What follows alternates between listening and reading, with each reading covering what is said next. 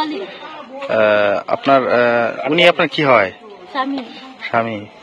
কি সমস্যা আপনাদের? আমাদের জায়গা নেই, বাসা নেই, আমরা মনে করুন অসহায় মানুষের বাসা থাকি, ওই একদিন থাকতে দেয় না, একবার কয় যাও গা, কি করাম আমরা, এটা নিয়ে মনে হয় যে। আপনাদের দেশের বাড়ি কই? বইলার বাস করি।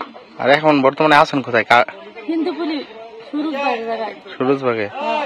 আমার ছেলে মেয়ে 5 জন। মানে কি জায়গা আপনারা একেবারে দিয়ে দিচ্ছে এরকম কিছু নাকি? না না, জায়গা দেয় নাই, আমরা মনে করুন এমনি থাকতে আসি।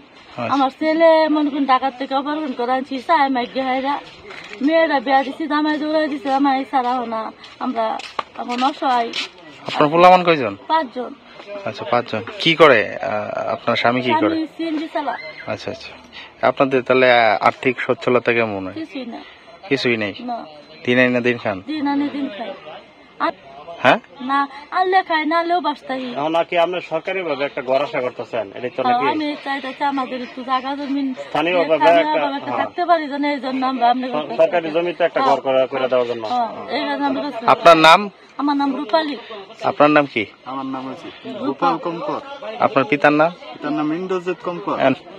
আমি মনে করুন যে সরকার থেকে বলছি আমার একটা ঘর দেয়, যে আমি গরিব মানুষ, আমি কোথায় যাবো, এজন্য আমি একটা ঘর চাইছি।